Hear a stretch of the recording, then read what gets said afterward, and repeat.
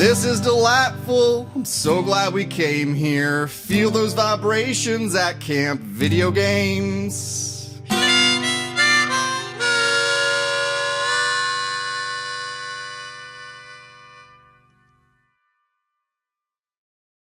Howdy, campers. This is Junior Counselor Sean over at Camp Video Games with his buddy old pal, old friend, Junior Counselor Josh. Hello, this is Junior Camp Counselor Josh. Cozy on up to the Cosmo Canyon campfire with us and roast some mallows. Roast some chocobo legs. Oh, those poor babies. They're Anyway. probably edible, right? I mean, like, do they ever cover that in any of the other games? Like people eating chocobos? Ooh, I do not have that knowledge ready at my prefrontal cortex of whether or not chocobo meat has ever been consumed in the Final Fantasy series. But this is Camp Video Games, where we talk about video games and their other media adaptations.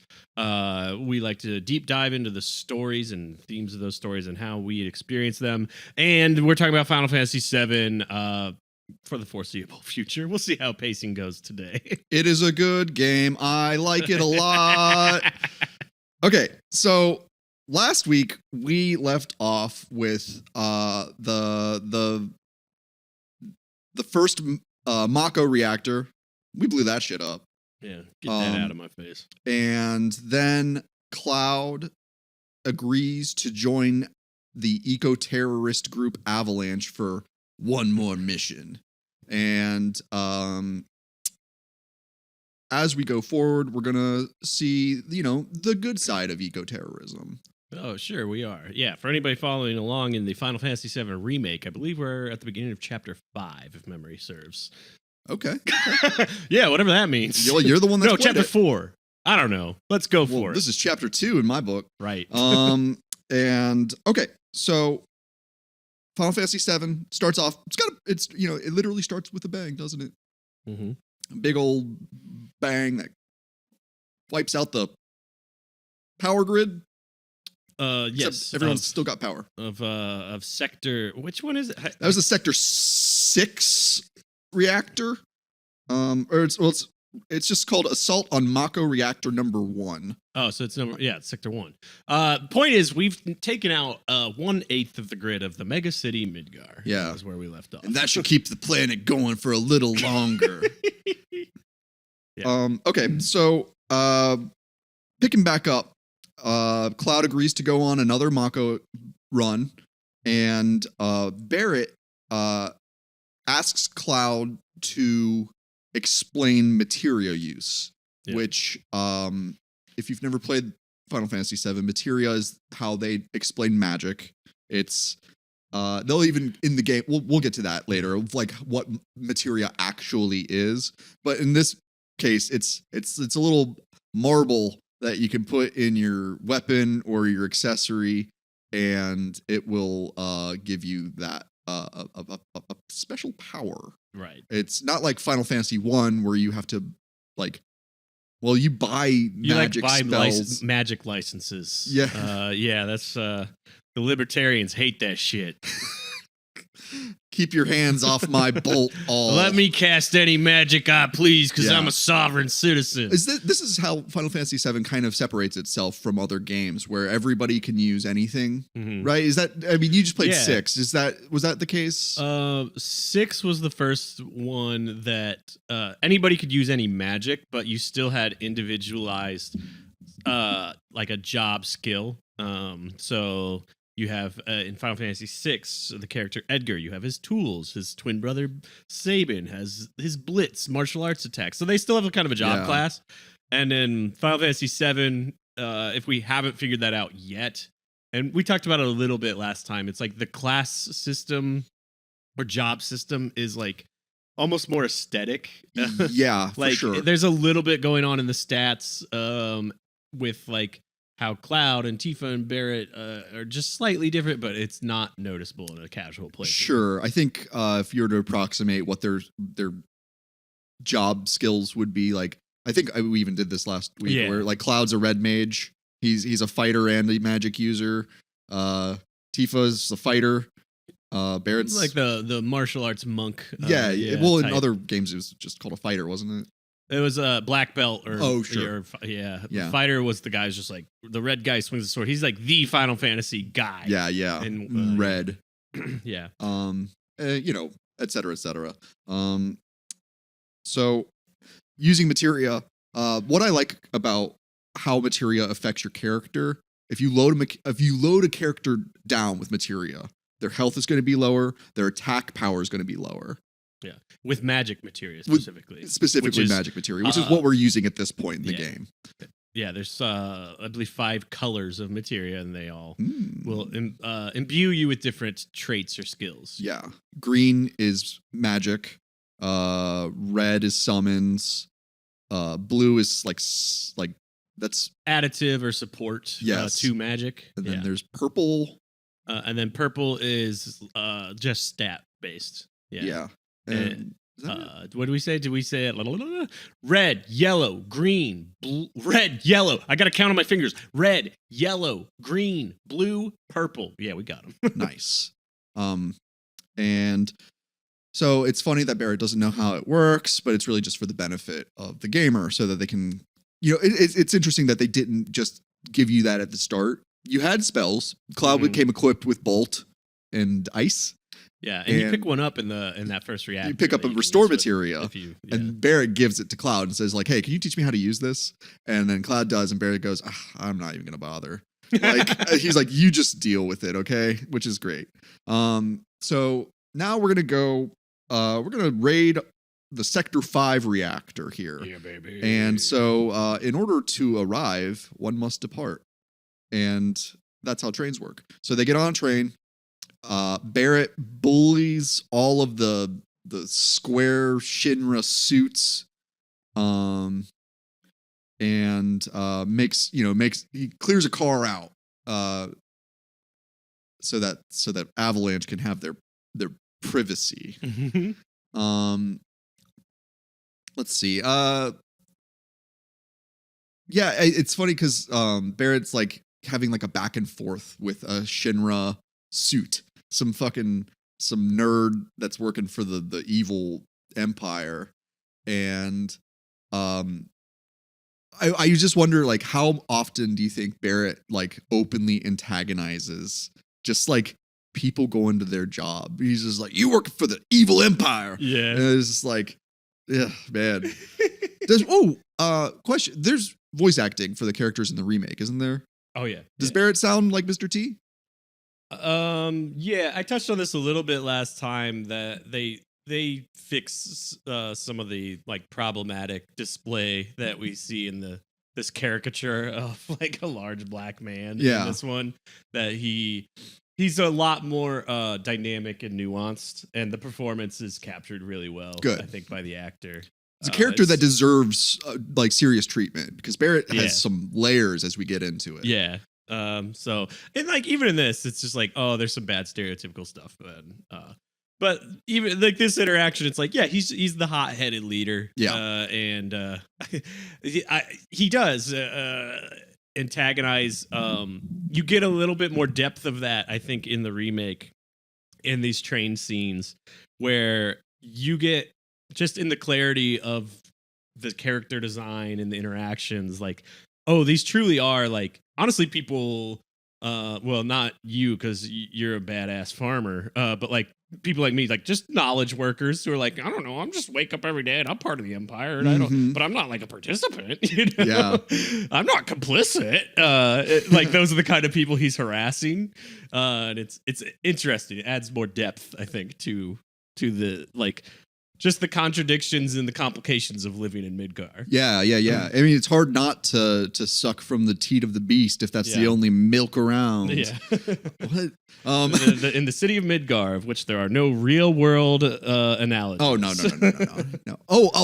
no. Okay, so if we're talking about like radical like politics, and like being an anti-fascist, Antifa. There's there's a show I watched, and like people can send IMs and they'll read them on air. Yeah. And everybody makes up like a funny political name. Yeah. And there's a power user who gets read a lot, whose name is Antifa Lockhart. Nice. And it's really funny to hear the 55-year-old host who has no idea what that means read it. Usually they tell you the age of the character. I want to see how old Tifa is, but it's not telling me in the guide right off. I think she's supposed to be 23. Oh, she's older than Cloud. I know Aerith is 23. Cloud's 21. Yeah. Tifa, I want to say 23, but I don't remember. That's interesting. In a flashback, Cloud's mother's like, you should find an older woman. Mm-hmm. And I don't know if that's like implying that like these two women being a year or two older than him is like, wow, he's really got these mature, adult women interested in him. And then like at our age, you're like, they're all supposed to be babies. Yeah. I remember being a freshman in high school and I dated a sophomore and they were just like, whoa! Right. My high school girlfriend was 2 classes above me. Robbing the cradle. Yeah, she was. Yeah, like that joke was made. Like, Yep. so stupid. Yeah, it is stupid. You know what else is stupid? When your fake ID sets off an alarm. Right. So the ID check that Jesse had made reference to on your first trip, it fails you, and so the whole train goes into red alert. And I don't think this is how trains work. Like, yeah, I was just thinking about like, imagine if every time somebody jumped a turnstile, the entire train went on this flashing lockdown. It would just freaked out. It would just be a rave after a while. So I think working people who have to ride the train every day would just be like, F this. There would be revolution in the streets if there was this much nonsense every time somebody jumped a turnstile. Yeah, for sure. So what this does, it's a little ticking clock where you've got to rush to the next car of the train because somehow that will stop the sensors from apparently the sensors go car by car. It doesn't have to make sense if it's fun. Yeah. And it's pretty fun. And it inspires a little bit of anxiety, which is the goal, I think, of this moment in the game. But the cool part about what this does is, so you've got a clear timer at the bottom that's just 20, 19, 18. And there are certain things you can do on those trains, on the train cars, before you switch over, and you can get a couple bonuses. You can get a Phoenix down if you talk to the guy who lives on the train a couple times. You can get a high potion if you talk to another guy on the next train. And then as you keep going, a guy will rob you. He'll steal 100 gil from you.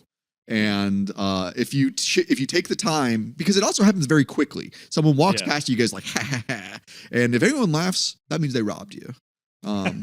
So anytime people laugh in public, I'm like, get it back! And it means you should pull out your gun. Pull out your gun. Kidding, parody in Minecraft or whatever you're supposed to say. You're going to get demonetized or pulled down. What monetized? Thanks to our Patreon supporters. You can threaten to rough them up and you'll get your money back. 100 gil is nothing though. I spit 100 gil. It's so funny too because I wipe my ass with 100 gil. I mean, the flower girl, Aerith. A flower was only 1 gil. Yeah, it's nothing. Yeah. So whatever. Just let him take his money. You don't need to be a cop about it, right? You're taking that like, well, if he took it, he must have really needed it. Yeah, why not? He needs 100 flowers. I gotta go ingratiate myself to that hot flower girl. It's actually she's growing poppy flowers. Eris is the horse mama of Midgard. That's a whole new dynamic to the underbelly of the Sector 5 slums we'll eventually reach. Yeah. But yeah, once you reach the end of the train, your team that you're squatted up with is undercover in these silly little costumes for some reason. And Barrett's whole deal is like, we're gonna jump out. And I think like even if you like smash the buttons as fast as you can through the text, you're like, oh my gosh, they're like miles apart in that tunnel when they jump out. Oh yeah. Oh, just the real world like physics of like jumping off a train that's going 200 miles per hour. Yeah, I mean, there's a lot of abstraction of scale in this game for sure. But I just had a little good laugh about it in my playthrough. But yeah, so they jump the train and end up in some subway train tunnels. That's right. Yeah, they're like the underground tracks. Yeah. So yeah, we see before we jump off, we see Biggs, Jesse, and Wedge. They're in disguise. They're being very shady. They're just like constantly looking around, not looking like a part of the scenery. But yeah, on these underground tracks, I'm a guy. I'm the kind of gamer that has to explore the whole map and like make sure I'm not missing anything. So I hate when that happens in a train tunnel. When Barrett tells you, "Hey, we need to go," go forward on the screen, I'm like, "Bitch, I'm going backward. I'm going all the way backward." And you get to this.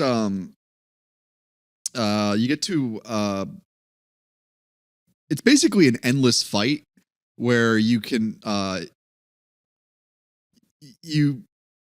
you walk through a door, some Shinra guards are like, "Hey, you can't come here. Hey, it's Avalanche." And then they attack you. You defeat it, and then another round will just keep going. You're given an option to go forward and to run away, or you can just stay and keep fighting.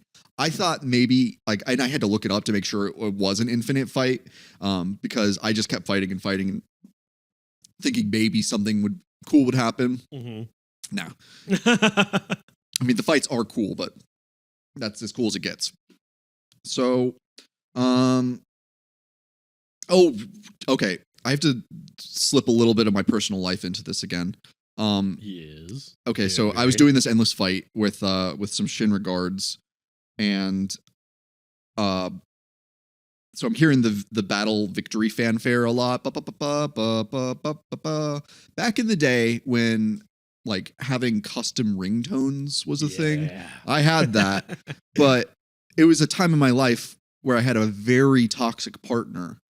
And I hate to say it, but like every time I hear this victory fanfare at this point, I just remember getting some of the worst text messages I could ever read. No. And just being like, "Oh, okay, I guess." Oh, what a shame. That's awful.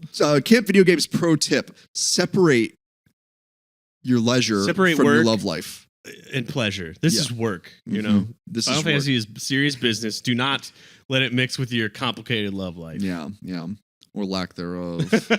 Anyway, so Barrett, Tifa, and Cloud, they're climbing through, and we get to a point where it's basically just a recut of the first reactor that we blew up. Right, like after climbing through some ducts and like you see some original spaces with the rest of Avalanche is like, "Hey, you need to go this way and do this thing," but eventually we're just gonna get to a copy and paste of the same reactor from the first time. Again, Barrett wants Cloud to set the bomb for the reactor. Yeah, I mean, it's he's got a kid. He's got to keep his hands clean. He can't be leaving fingerprints on stuff. Correction, his hand clean. He can't be leaving his little gun prints on stuff. They're going to know when they see one hand and one gun print on there. They're going to know exactly who to look for. Oh, man. I feel bad for Barrett. Like, I assume he's right-handed, like, because we learn of how he gained his gun hand later. Yeah. Having to relearn some things with your non-dominant hand, especially as a single father. Anyway, Cloud, he's I'm gonna say he's suffering another flashback as soon as he's approaching the bombing again, and this is the moment that Cloud was privy to, where it seems this is when Tifa was truly and fully radicalized against Shinra. She's standing over her father, who's laying on the ground. There's a big old katana laying next to her. Yeah, in a space that's it's really cool that it's even like the camera angle is like analogous to where we are right now. Yeah, that's true. That is true. It almost makes you wonder, like, the perspective of the camera in the game is like, okay, for example, I learned recently that in Super Mario Brothers 64, the cameraman. It's a The Lucky Two. Yeah. and that's one of Bowser's minions who's Spying filming on you. Mario's progress. So that's why every time you die, you hear Bowser laughing because Bowser's watching the CCTV of Mario's exploits. Is that canon, or is this just like some 12-year-old going off on Reddit? This is a 37-year-old going off on a podcast. But you know what I mean? Like where it's like, okay, like I will accept that as canon. Like that makes sense to me because we do see the Lucky Two with the camera following you around like as soon as you start the game. And I'm like, well, from previous Mario games, I know that that's an enemy. Therefore, it adds up to me. If you apply that same question to Final Fantasy VII, who's this camera? Like whose finger is pointing at Cloud's head every time I press select? Yeah, that's actually kind of answered in the remake. Do you? I think we've warned spoilers for both. Yeah, in the first episode. You can go ahead and spoil it for me because this is the game that we're playing right now, 1997 Final Fantasy VII. That's my heart and soul. Right. That is what truly, truly matters to me. That's why I have such a hard time accepting Aerith as a canon name because this is it. This game that we're playing right now, that is Final Fantasy VII to me. Yeah. And I'm for the purpose of this podcast, I'm treating it as like that's the text. We're reviewing it in the the context of especially like the age we were in the moment. But I will supplement throughout of like how they've built out the world. So that's important, I think. Yeah. There is and it's not answering the question that you had, but this part of the game in particular, when you get to the boss that we're about to fight, the Airbuster. The Airbuster.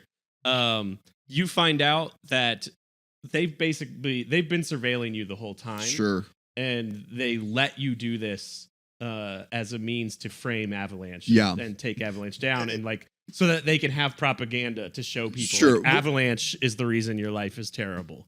We can get to that, I guess, now, I guess, because so what happens after the flashback? So what happens in that flashback? We see Tifa grab a sword after standing over her dead father and then running into another room. That's what we see in this flashback. Yeah. A big gnarly sword. Yeah.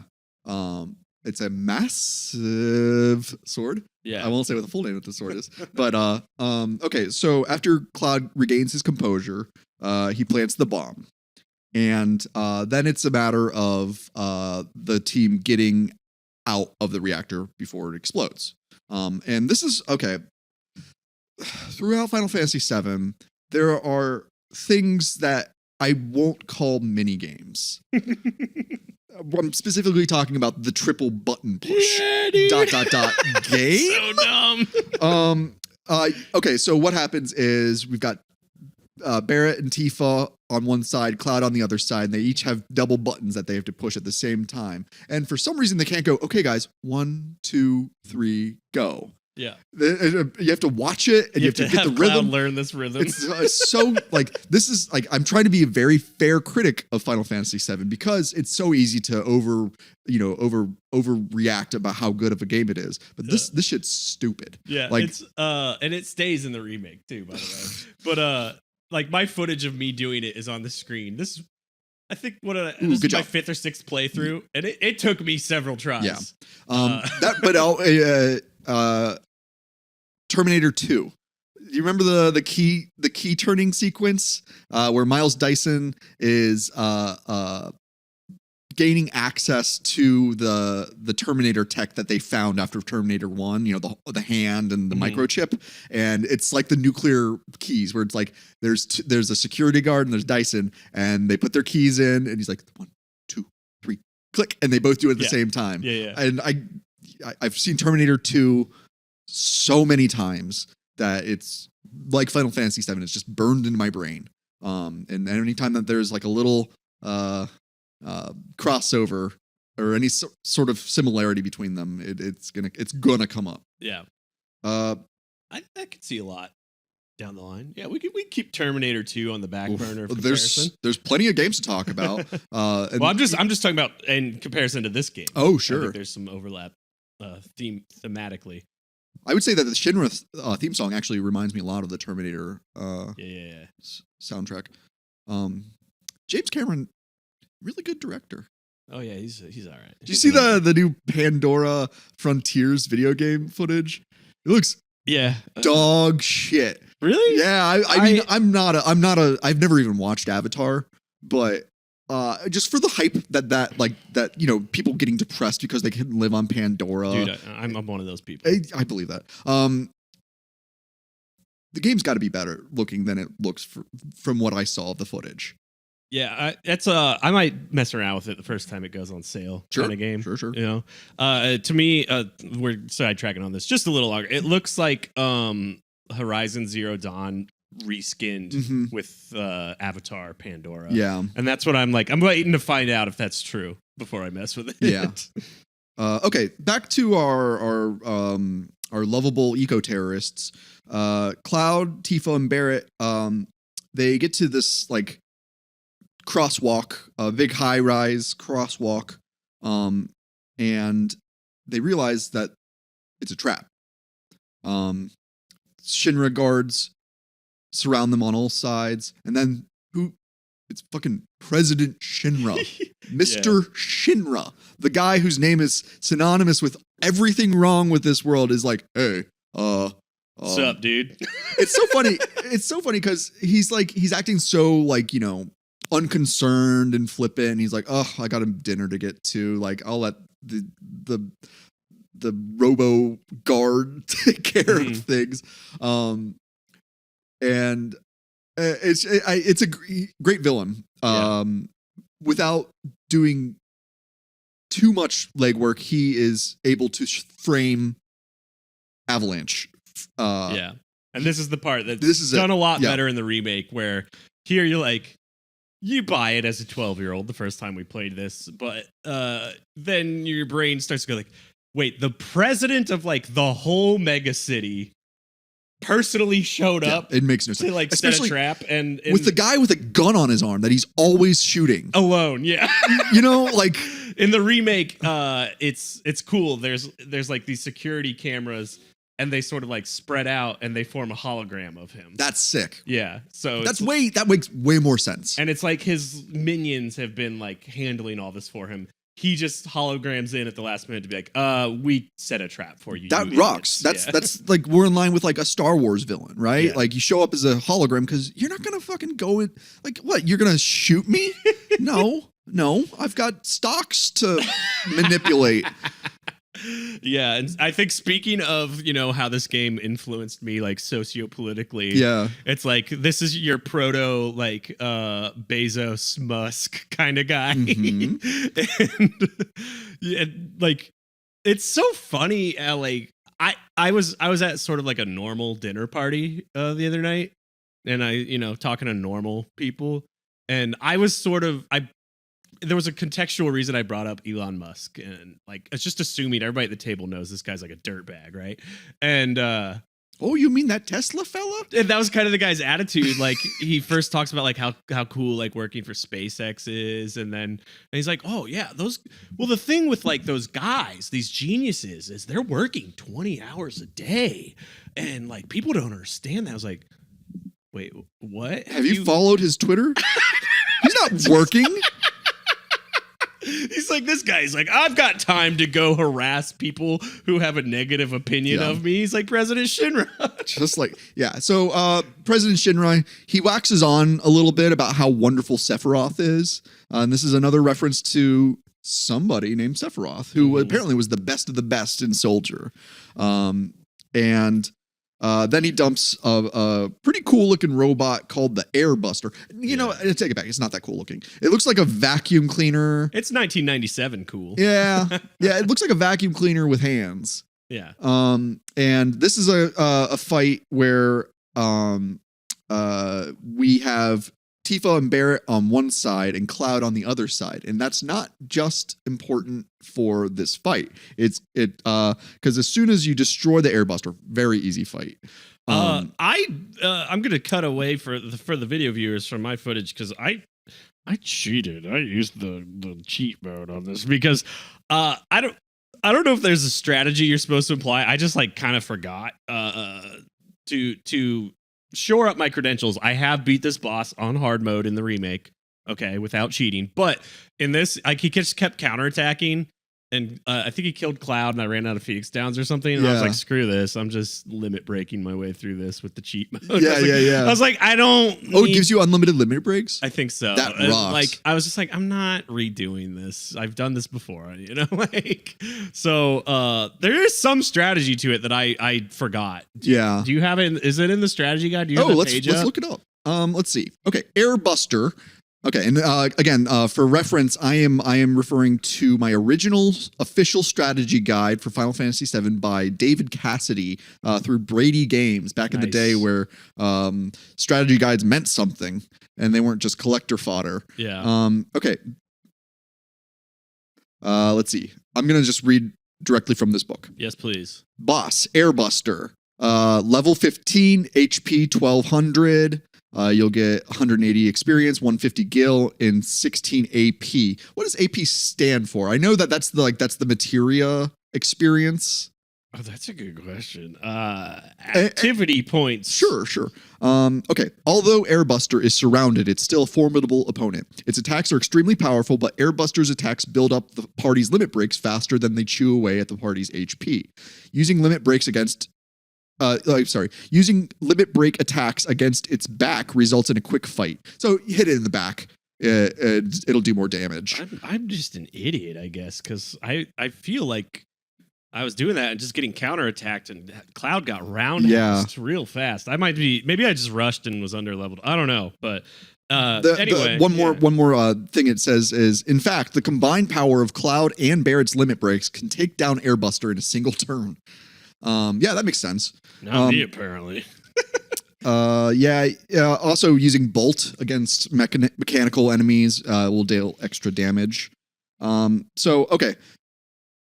I guess because to clarify, like, my playthrough of this, I just destroyed him. I might be leveling up more than you are just because I was doing this endless battle shit, and I have a tendency to just like find a spot, just kind of camp around and hang out. Yeah, just get some, because for me as a kid playing it, like the story was like an additional bonus. For me, it was the gameplay that really drew me into Final Fantasy VII as a young man.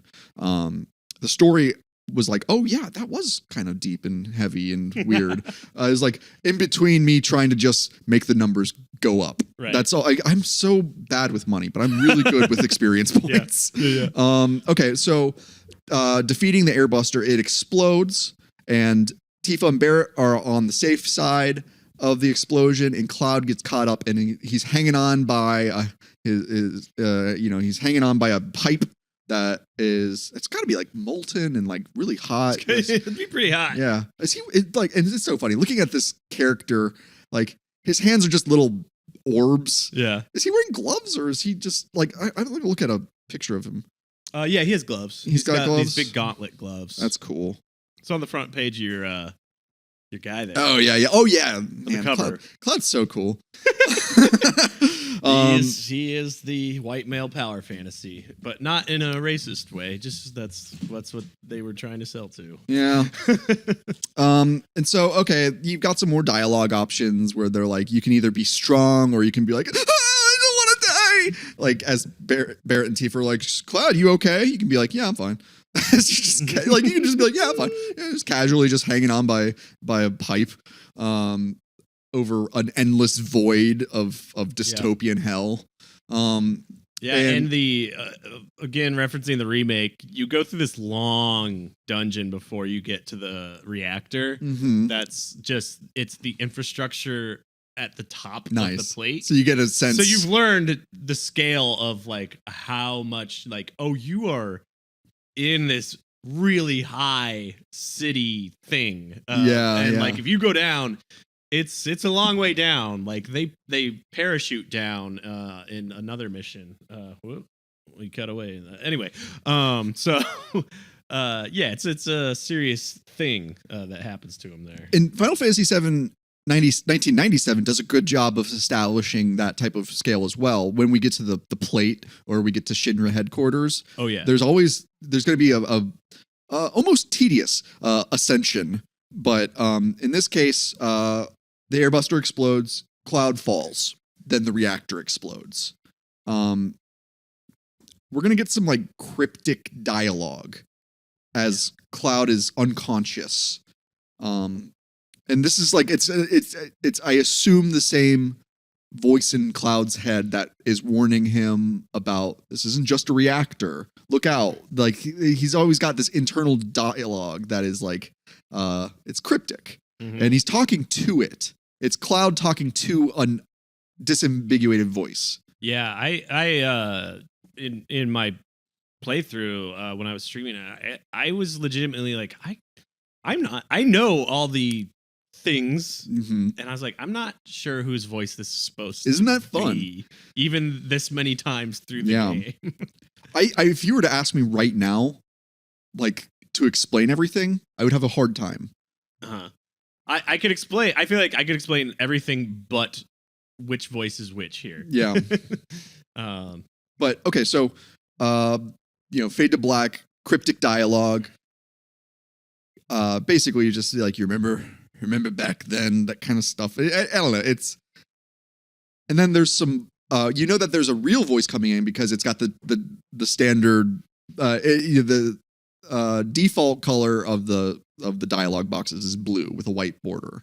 I remember as a kid changing it to green because green is better than blue in my eyeballs, but that's not important. Then we wake up and it's the flower girl. It's the flower girl. And it turns out luckily the church roof broke your fall. The church roof, and then the pile of flowers that are all of 6 inches high. Question. I've got a question for you right now. Were these flowers on the roof, or were they in the church exactly where he fell? No, they're in the church. Yeah, she grows them in this little space where the floor is torn out is where she grows her flowers. Okay. Yeah. Okay. Thank you for clarifying, junior counselor. Because I've always wondered, I was like, I mean, rooftop gardening is a pretty popular thing, but like there's no sunlight. Wait, you're right. This makes no sense. Right? That is like canonically that's where she grows her flowers. I always assumed because like here's broke the logic of the game. Here's the way I was trying to make sense of it is that okay, the flowers broke Cloud's fall. Like that is the main saving grace. It's like if there was just a roof, he would have turned into fucking Jello. Yeah, but either way, but it's video game logic. We're happy. Just use a phoenix down and he'll be fine. Yeah. But no, I always assumed that the flowers were on the roof. The flowers broke his fall, and there he lay. So flower girl. That's hilarious, right? It's just one of those things that we've come to accept this image. Yeah, like bringing it back up on the screen if you would, just of sure. The like okay, there's the church, there's the steeple, there's the two cute little people, and yeah, but thinking about it like logically, it's well, if you make that mistake playing Final Fantasy VII, you're gonna have a lot of moments like this. Using where logic. Wait, what? Wait, what? And his sword's how big? To further establish the canon of the flowers grow right there, the song playing in this scene is called "Flowers Blooming in the Church." Yeah. Okay. Thank you for knowing that. Yeah. Bonus points. Bonus AP. Okay. The Flower Girl theme. Yeah. That theme is just wonderful. The music. I mean, have we mentioned Nobuo Uematsu yet? Like, no. Before we go into that, I will say if you really want some really deep lore, some deep sharing on my relationship to this game, go to Carl's Manager or sign up for our Patreon and check out the playlist, the Carl's Manager YouTube. I kind of I leave the plays up as we're recording, and then they go behind the Patreon play wall for that's right, baby. Games. Yeah, I've got a very deep connection to this scene, this game, to the character Aerith. It's woo. Yeah. Maybe I just need to be more tolerant of her name and treat it like any other type of identity. You call it what you need to call it. It's no biggie. Well, it's just she introduces herself as Aerith, so I have to accept that. But okay. So Sector 5. Well, sorry, I interrupted about the Nobuo Uematsu. Oh, I mean, just music. Dude is. We talked last episode about how in film and video games, 60-70% of the emotional baggage is carried by the music. Yeah, and Uematsu's music is just like that. To me, like I could never play this game again, but I'd still want to listen to the music. Oh yeah, like my relationship to it was as when I was first getting into at the time Squaresoft games that he did the soundtracks for, as well as like Yasunori Mitsuda, who did Chrono Trigger, and like I was like, I love this. I just love it. Yeah. You know, but I was like, oh, I'm a middle schooler trying to fit in. This is just video game beeps and bloops, you know? Yeah. And my mom would always complain about the noise. I think I've talked about that in other episodes. Like, I hate that your bleeps and bloops are always making noise on the TV. And now I've not a phase, Mom. And now I've fully embraced it's not a phase. Like, my like Spotify Unwrapped, which you know, if you I'm no better than the rest of you, but Spotify's a bad company. And you shouldn't use their product, and I've got to figure out a way to get off it. But anyway, be sure to subscribe to our podcast on Spotify. My Unwrapped every year is just a bunch of like names. Even I don't really know because it's just playlists of remixes of this music that I leave on like all day, every day when I'm working. I have to admit that Game Chops is responsible for a lot of my music. Oh, big time. Yeah. That's like the one I kind of know by name. The Zelda and Chill is just like, I mean, all the time. Especially this year when we recorded our Breath of the Wild. Yeah.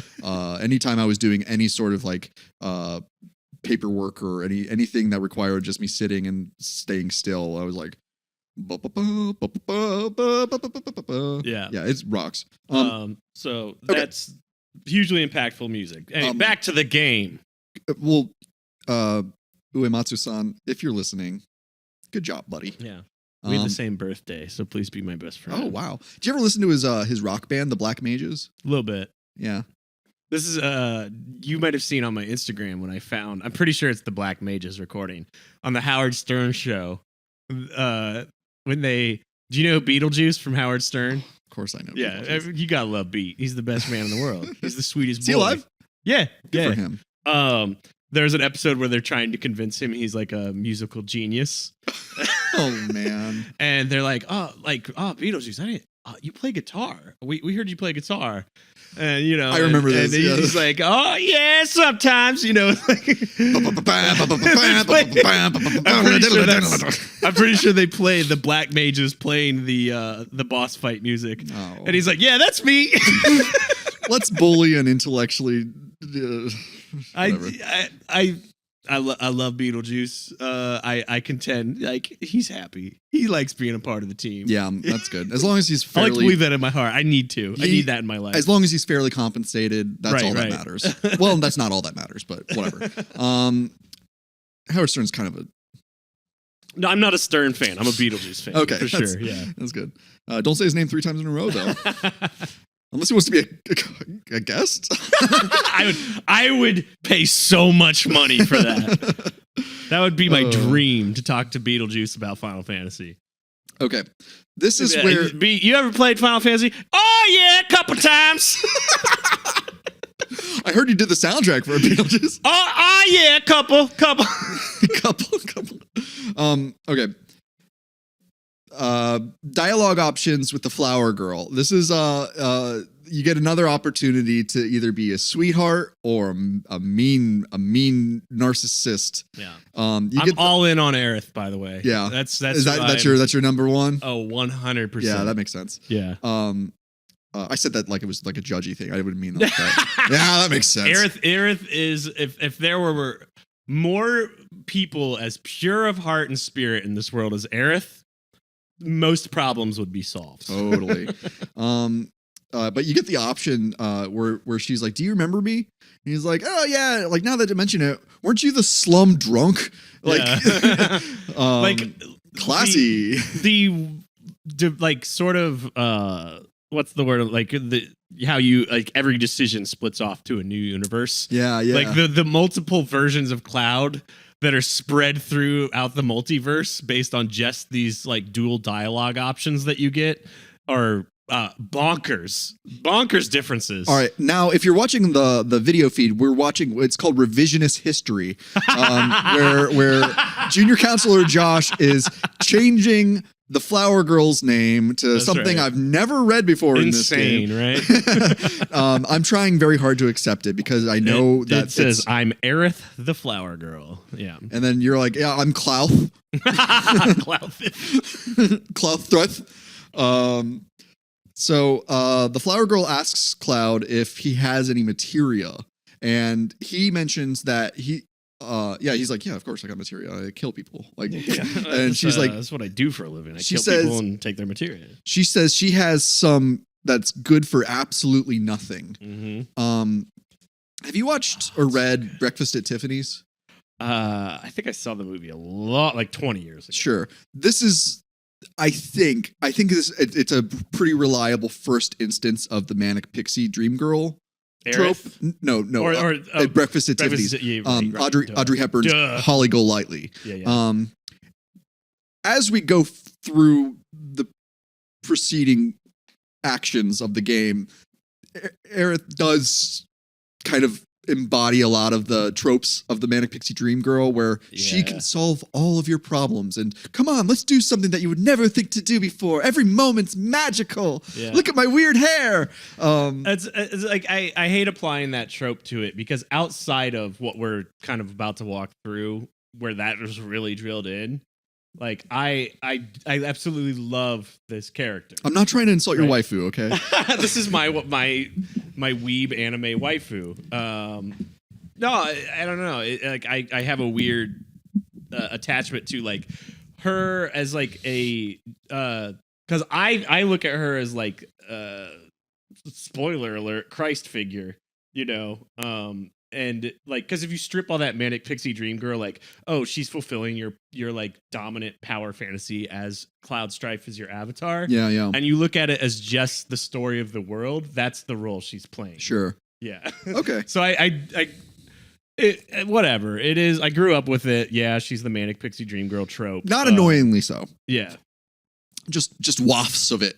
and very charmingly so in the remake, especially. But No complaints about her. yeah, I don't like it overshadowing the bigger picture of like what they're doing with the story and the characters.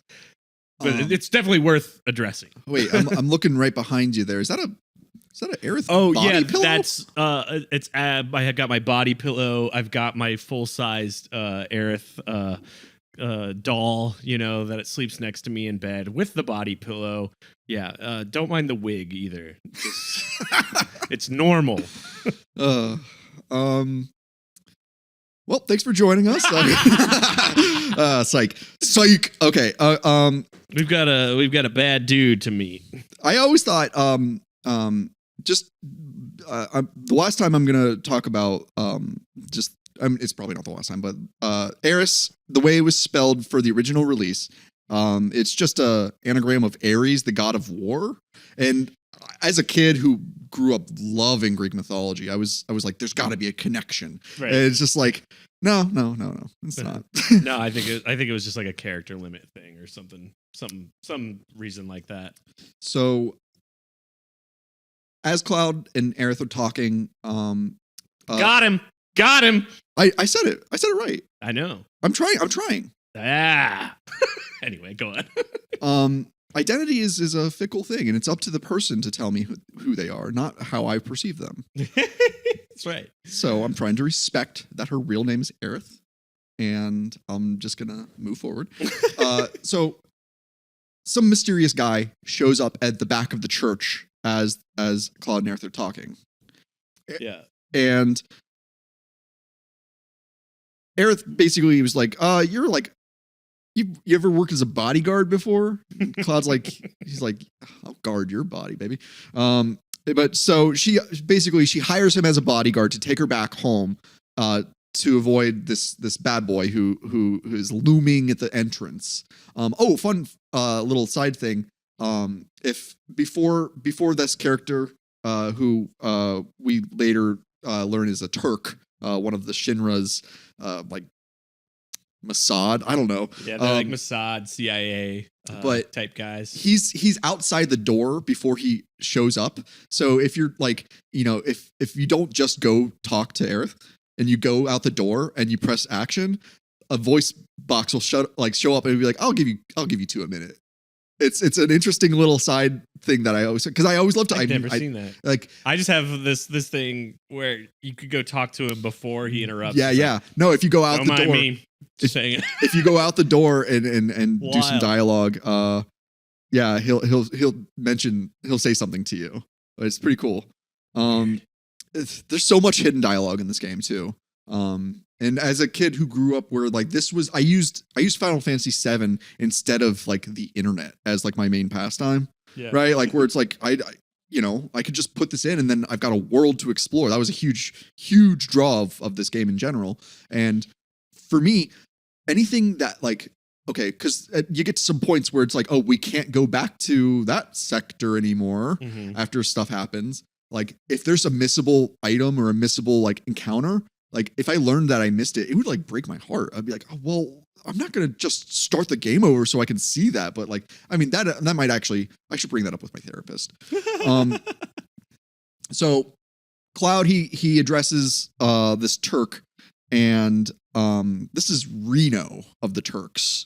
And Cloud's just like, he's the bodyguard. He's, standing in between his client and the aggressor. And then a bunch of fucking cops show up.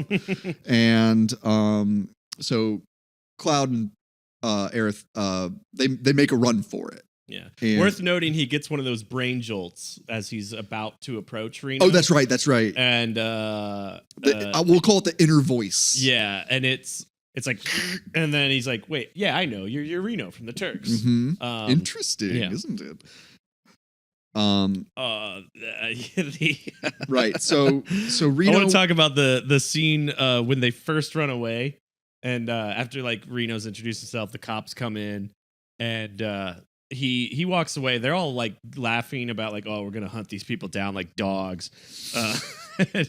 And Reno tells them, "Don't step on the flowers," and they all in unison like, it's like, you just stepped on them. Yeah, they all make fun of him, and so like it takes some of the sting off of like how serious this like whatever top like Black Ops guy hunting you down is. That's like, oh, his own people don't respect him. It's interesting, isn't it? Yeah. I want to talk a little bit because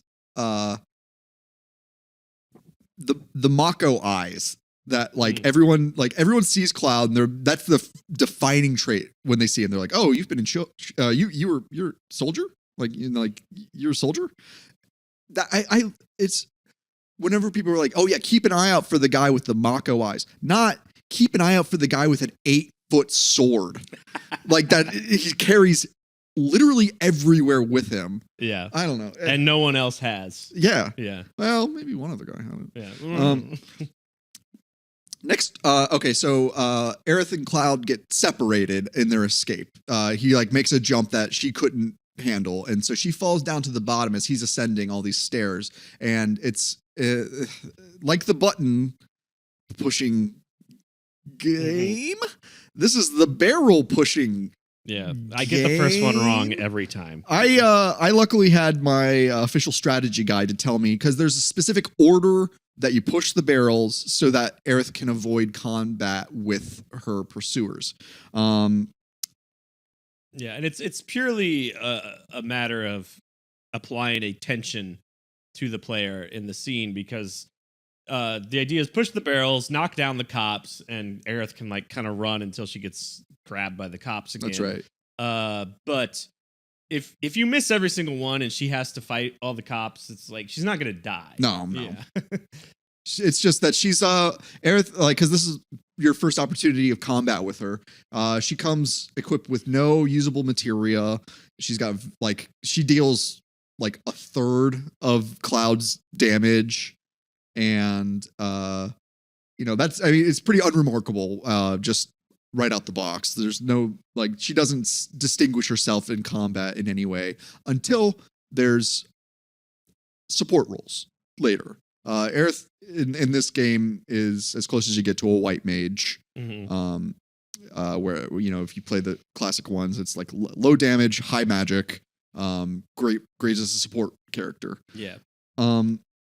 So after the barrel quote unquote game, um, you're navigating the slums,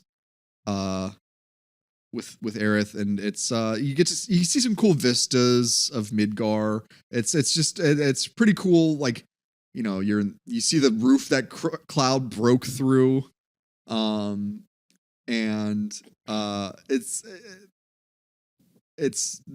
you're like hopping rooftop to rooftop, and you get to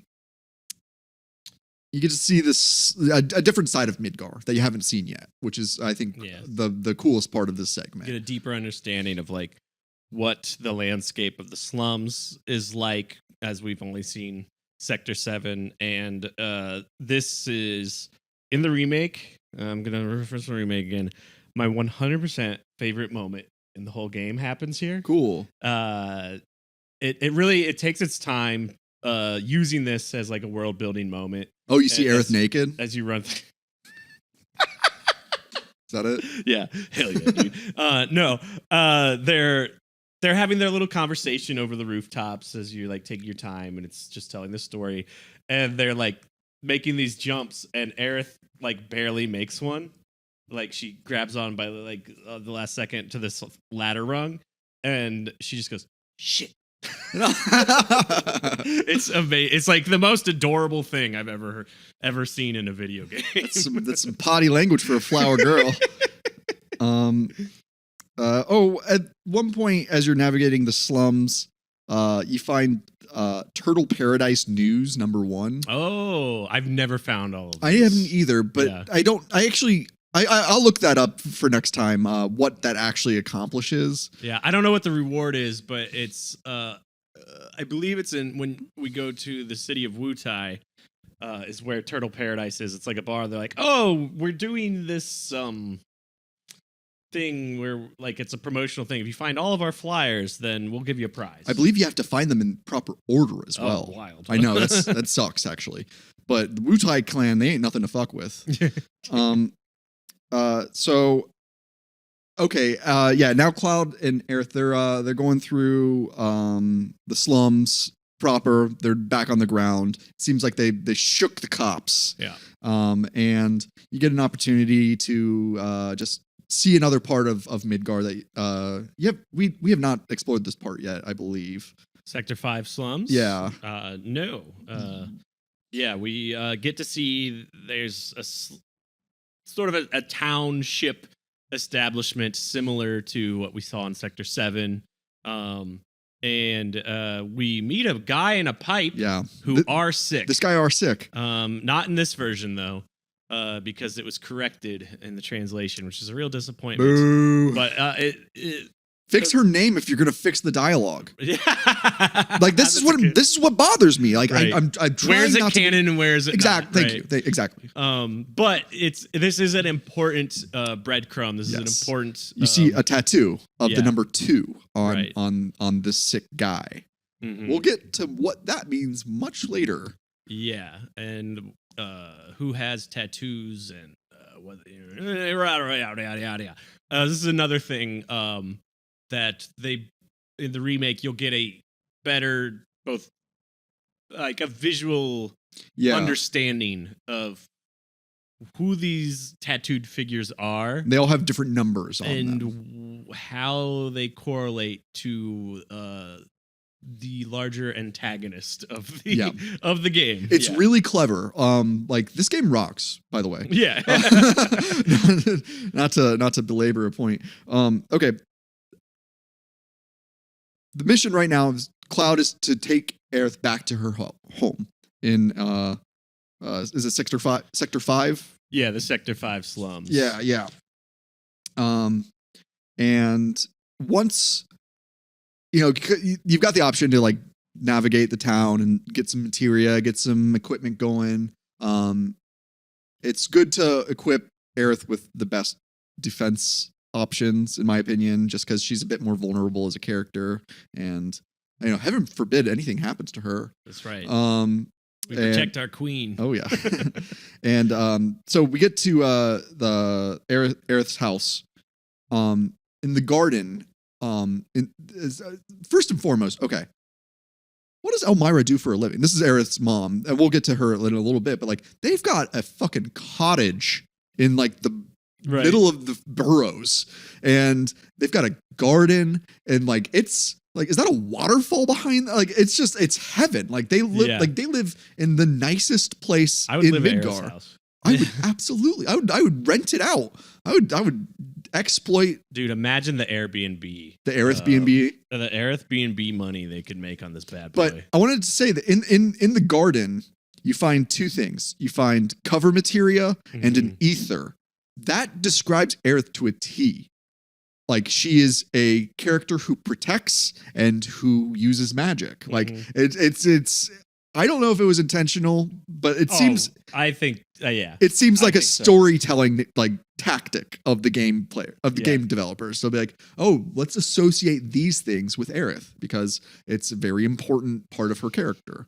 But give Cloud the cover material so that he can protect Aerith. Right. And okay, you go into the house, and Aerith introduces you to her adoptive mother, Elmira. Oof, just that name. You know Elvira, Queen of Darkness. I'm a huge fan of her boobs. Sorry. No, Elvira. Yeah, I've seen him a couple times. Oh man, she was just like on all the time when I was a kid because she was such a huge pop culture icon. And like she kind of like did the Mystery Science Theater thing before I knew what that was. Like, you know, just riffing over movies. Great stuff. Big fan. So Elmira talking about Cloud's Mako eyes. She's like, your soldier. Like that's the last thing Aerith needs is to get hurt again. That's a direct quote from her. So it's like Aerith is she's like an army fangirl, maybe. Like she's got a type. She's got a very specific type. She's like, oh, I only date tier 1 operators. I only date guys who have massacred a Sudanese village. That's right. That's right. Which honestly is not far from the truth in the go play Crisis Core. So basically, Aerith and Elmira decide that it's too dangerous for Cloud to go back to Sector 7 at this time of night. So they make up the guest room for him. This is the second time. Okay. Talking about Cloud as a character, he seems to be in a very transient phase. He doesn't have a home. Yeah. He sleeps in the basement of the bar. Now he's sleeping in the guest room. The only glimpse of home we've got is him remembering his mother. And other than that, like Cloud, like he's not paying rent. He's just couch surfing right now. We don't know why he's not in Soldier anymore. Yeah. Yeah. We just know he's ex-soldier. Yeah.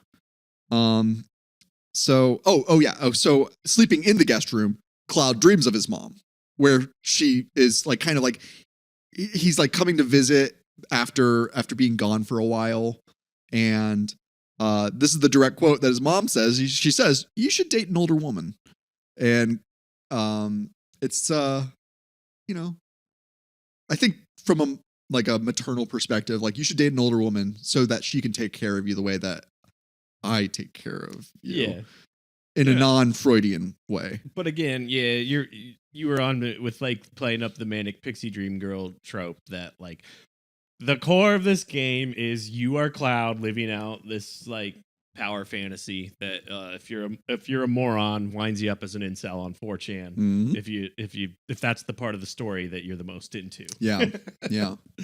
But that's not the point of the game. That's not the point of Aerith. I will guide you there as we do these episodes. I'll reference a project that we worked on together a couple years ago. If you watch The Sopranos and you come away thinking, damn, Tony Soprano's just such a badass. I can't wait to be like him. Just like him. You're missing the point. You're missing the point. Yeah. Yeah. So, Cloud has his little flashback dream. He dreams of home after sleeping in a real bed for the first time in a while, it seems. And then we get to play the sneak out of the house game. Yeah, not their best foot forward on this one. But you just walk, don't run. Yeah. Oh, like. And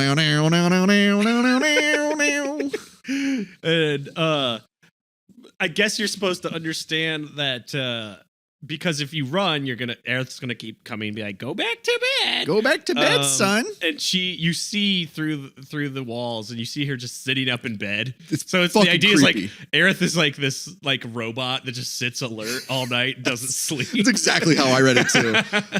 Or she's so overwhelmed with having a cute boy in the next room over. Yeah, I guess. Like maybe she's just like sitting and thinking of that last soldier that she was involved with. That no names yet, but so has she mentioned a previous boyfriend? No, I don't think so. But Elmira's saying like another soldier. We don't need that. Yeah, like yeah. That's that. You read between the lines.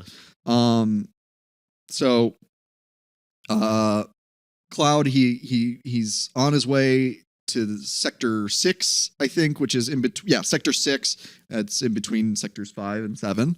And then there's Aerith just waiting at the threshold to Sector 6. Creepy again. Yeah. She's just standing there, like, how'd she? Whatever. Well, I'll say about that scene. Well, it's cute. It's like another establishing like she runs these slums.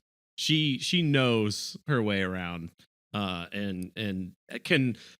She doesn't need necessarily a bodyguard. She's sort of inserting herself. Yeah, like we can see, like she's got her act together. Oh yeah. It's kind of what's being told story wise. And just real quick aside, I think it's worth playing the remake just for the new song that plays in that scene. It's fantastic. Cool. Okay. and it just really also reemphasizes what I just said about like what's happening in the story here. Sector 5 and her relationship to the community is built out a lot more. It's one of the few parts where they add a lot of stuff that doesn't feel like filler. That's cool. It feels like, oh, you really are building out the story and the character better than it was in the original. That's the good side of remakes and reboots and such. But then when you have to go from here to Wall Market, it sucks so bad. There's this awful mini game you have to do. And like, I was surprised when I replayed this that I was like, wait, this took 30 seconds in this version? Yeah. In the remake, it's this miserable thing that like takes so long no matter how fast you're able to do it.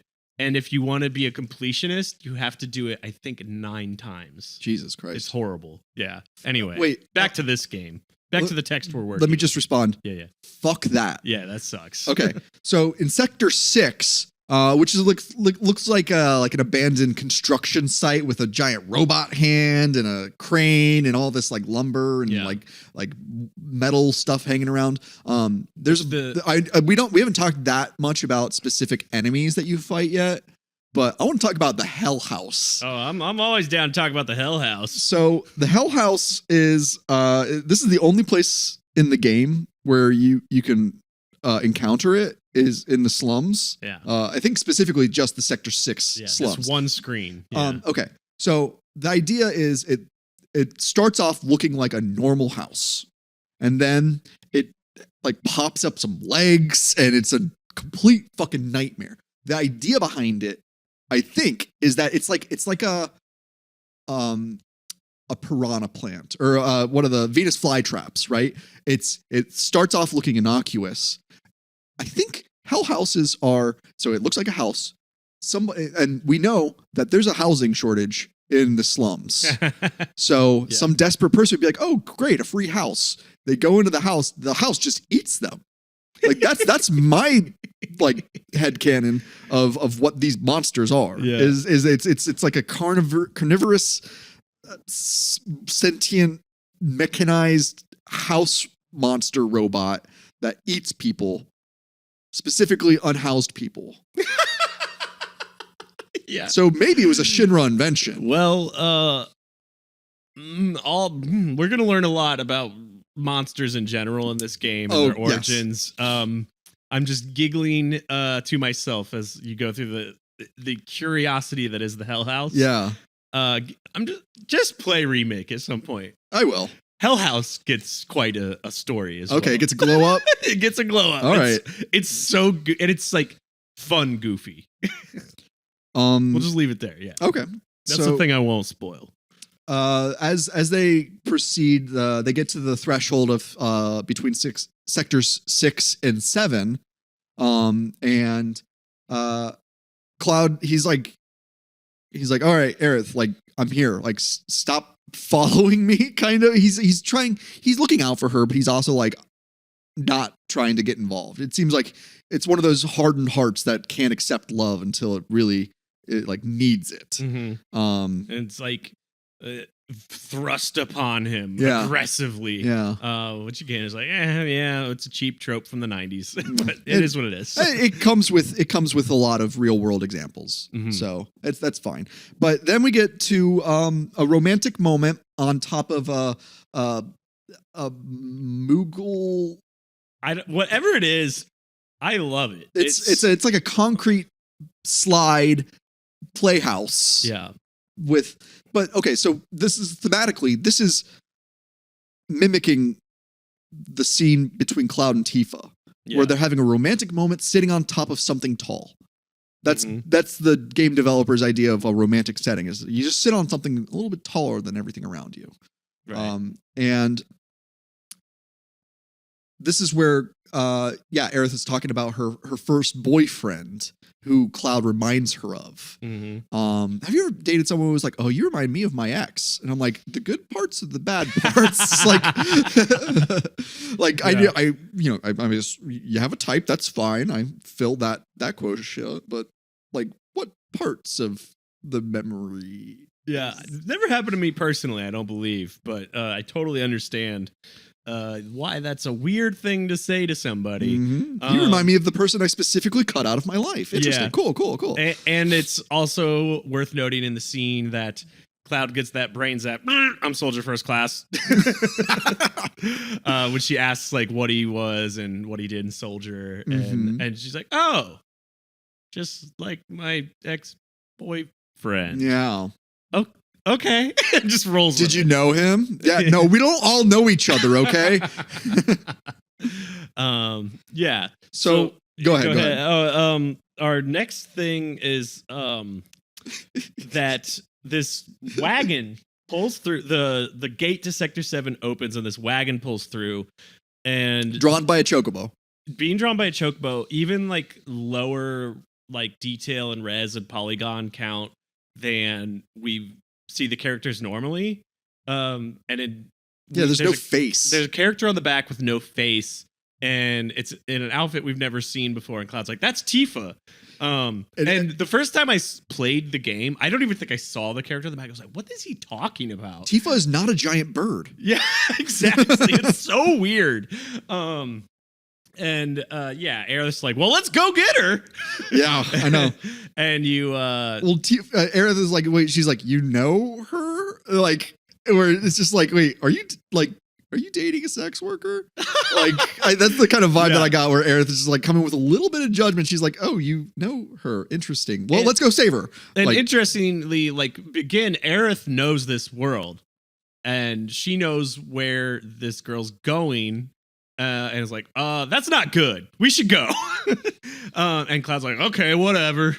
And we enter Wall Market. Oh, okay. We love Wall Market, don't we, folks? Well, I'm ready to roll a fat ass joint. Fatty. And fatty, I'm trying to just vibe to the Wall Market OST. This is some banger. This is some Japanese sounding reggae, isn't it? Yeah, dude. It rocks so hard. Yeah. The remix, I think I've like sent it to you. The remix for the remake is like they dub it up into the dubbiness of it. It's so good. Tell the folks about Wall Market. Super shout out to the Wall Market's music. Okay. The first thing that I went into is this yurt that has like an ATM in it. And, dude. And I know it's going to play a more important role later, but at this point, like, Cloud goes up and he like tries to use the ATM looking machine, and then a fucking minigun just starts shooting at the spot. where he was standing. Luckily, bullets only do like 10 damage anyway. Yeah, but like if you go right into Wall Market, this is probably like it's like the first thing in front of you. Yeah. And it very quickly establishes this place is weird and dangerous, and it's like not your vibe, dude. Yes, totally. But to stay on task, Cloud and Aerith they go to the Honey Bee Inn, which is a brothel. Sure is. It's just a straight up brothel, I guess. And like in Cloud's mind, he's like trying to save Tifa from sex trafficking. Like that seems to be the main motivation. Right. This is some advanced stuff for a T for Teen 1997 video game that we're going to encounter through this chapter of the story.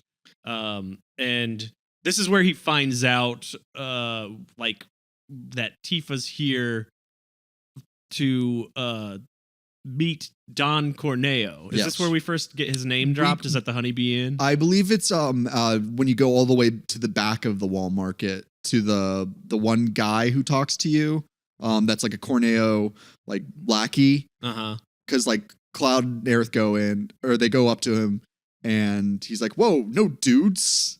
And oh no, this is where they find out that Tifa is involved with the Honeybee Inn. Because they're like, "Wait, you know Tifa?" Like they're like, "You're quick. You know that she's our newest girl." And it's I like the whole thing is it's the only thing that is I think is like a little awkward about how this is all played out. Is like it doesn't play up the like sex trafficking stuff too weirdly, but it goes really fast. We're like, wait, we just got here 30 seconds ago, and you're saying like, my friend is already quote unquote auditioning to like work in here. Some backroom casting couch stuff. Yeah, it's gross and dirty, but like somehow they circle the square that like I let my 13-year-old nephew play this game. Well, I mean, too much about it. I think it's important to destigmatize sex work as like, it's the oldest career in the world and it's sticking around. And the only thing that we can do as a society is make it safer for the workers and not to criminalize human instinct. Like that's all sex work is just like, I need to eat. I have a skill. I have a set of I can make money doing something that in this market where I have to do something for money to survive. Yes. I think like even in this version, it's handled in a semi like again, it's like I don't have too many qualms with like everything that plays out in Wall Market and how it's aged. And then in the remake, they really go in on like what is Wall Market, and you learn like it's I don't know, akin to like I don't remember like names of things, but there's sort of like in like New York City, there's like this kind of like overlap of sort of like genderqueer folks and like the ball culture and the ball culture, like the drag balls. Oh, okay. But then like in the spaces where they hang out, there's also like people doing sex work. But there's like people who's like, no, we live real lives and have a real culture behind this. Yeah, of course. And like the remake really leans into that. And again, it's like, it's pretty tastefully done. That's really encouraging to hear that they don't. Like, there's two options that the Final Fantasy VII remake could have done in addressing this next segment that we're doing. They could either sweep it under the cover or sweep it under the rug and just like kind of like gloss over it, or they can grow up and get with the times and talk about it in a way that and represent it in a way that does not dehumanize the sex workers and does not like make a joke of it. Yeah, it acknowledges basically like the reality of this type of world. Yeah. That like there's people that's like this is their life and their survival, and there's elements of community to it, but then there's also really, really gross, disgusting, evil elements of it, as we'll see when we meet Don Corneo. Yeah. So treating sex workers like human beings and not like objects is a really important part of getting with the times of being a good person. Like you don't have to agree with it, but you have to accept it. Like there's always going to be sex work, and you can't. It's like abortions. It's like drugs. You cannot erase it by making it illegal. You can only make it safer by making it legal. And that's more real world talk than I think Final Fantasy VII. I think two white men need to comment on a world that's mostly experienced by women of color. I think this is very important for us to comment. It's important. It's important for us to give to lend support and to show solidarity for vulnerable facets of society. Right. Yeah. And vote for me for president. It's another, and like I think back on games like this a lot.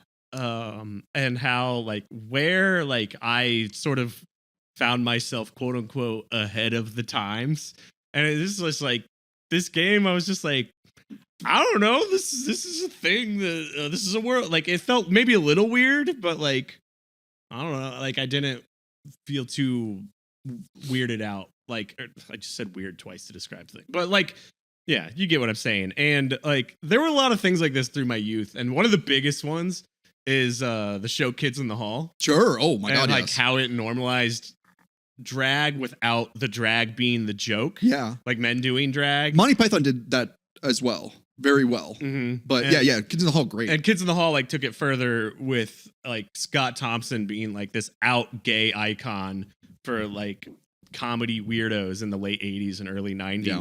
And I was just watching it at like 9 to 15 years old, just like, yeah, this is funny. And again, it's like his queerness is not the joke. Exactly. And like I feel like this game does that too. Is like we're gonna talk about in the next episode, but Cloud's gonna have to do some cross-dressing and he's gonna be uncomfortable, but it doesn't feel like we're supposed to be laughing at necessarily. And it's even better in the remake. It's done really well in the remake. The way that I would approach like Cloud dressing up as a woman to deceive men. Because there's that, I mean, the crying game, like where there's like the old stereotype of drag was you'd get drunk and then a drag queen would trick you into thinking that they quote unquote trap. Yeah, exactly. Yeah. And that's the damaging stereotype that needs to be like take a couple steps away from that, and in order to be like, oh no, like some guys are just really into like every flavor, and you know that's just one flavor. Some of us just think it's hot if a woman has a dick. Yep. Some of us just want that, and that's fine. Well, next week we're gonna chop Cloud's dick off. Oh, anyway, yeah. I think there's a lot of fun stuff to talk about in the culture war market as we're going to go through this sort of experience of saving Tifa. Yes. So what we'll end on here is that Cloud and Aerith, they go to the front of Don Corneo's mansion, and one of his lackeys is basically like, hey, like chicks only, no dudes allowed. That gives Aerith the idea. And then they set out on a quest to get the cutest outfit. Yes. For Cloud. You got to get the cutest outfit. And yeah, we'll pick up from there next week. Yeah. Campers? We'll see if in terms of like where we're going to play to, you think we can make it to the end of the Midgar section of the game in the next episode? It's important not to make promises that we can't keep. Won't promise, but that's going to be my goal. I can do that. Yeah. I ain't scared. I ain't scared of fucking shit. I mean, if you've played the game before, it's not that hard. There's the Midgar section. There's just like big bunches of dialogue sometimes to get through that it's like, oh, okay, like let's keep. Sometimes that × speed up is really nice for the dialogue boxes, and like when you have extended like conversations, and it's just I'm a very patient person, but also I don't like wasting time. Right. And the quality of life changes have really made this particular playthrough more enjoyable than I've experienced in other plays. So you're getting junior camp counselor Sean at his best here in Final Fantasy. I'm not just impatient to get through the dialogue so that I can make the numbers go bigger. Yeah. I'm trying to patiently play it as as originally released in terms of the pacing, as long as I can tolerate it. You know, I think I mentioned that on the last episode, and so far I'm kind of chilling with it. We discussed it last episode. I don't need to reiterate, but I thought when Ever Crisis was announced, that's the shitty phone app. Yeah. I thought it was just going to turn Final Fantasy VII into a visual novel. Like that's what I wanted. With a in between graphical style. Yeah. Like that's all I wanted. But like the gameplay just like sucks. Like, it's just like I spit on it. Yeah. It's Square, if we know you go through YouTubers content for feedback, especially the good ones. Yeah, no, I mean they really do. I doubt they'll find this one because they go to the big numbers. But like, we hate it. We hate it. We hate the monetization. We hate the microtransactions. I will pay you a pretty good number up front if I get exactly what I want. Yeah, I don't know what your spreadsheets look like in terms of your ROI on this shit, but stop it. Yeah. Well, campers, be sure to subscribe, like, comment, tell a friend about Camp Video Games. We love having you around. I keep like telling people to join us on Instagram, but I don't really update the Instagram very much, so I'm not going to really, I don't know, whatever. Anyway. Whatever. Anyway, later. Yeah. Let's hang out next week. Go play some Wall Market. Enjoy it. Hang out. Love you, campers. If you'd like to write to us, send a message to campvideogames@gmail.com and follow us on Instagram @campvideogames. If you want to become a real happy camper, you can support Camp Video Games on Patreon. For $5 a month, you'll be granted access to even more discussions about movie-based video games, game-based movies, full-length commentaries, playthroughs, and more. Whether you sign up or not, we're glad to have you here at Camp Video Games.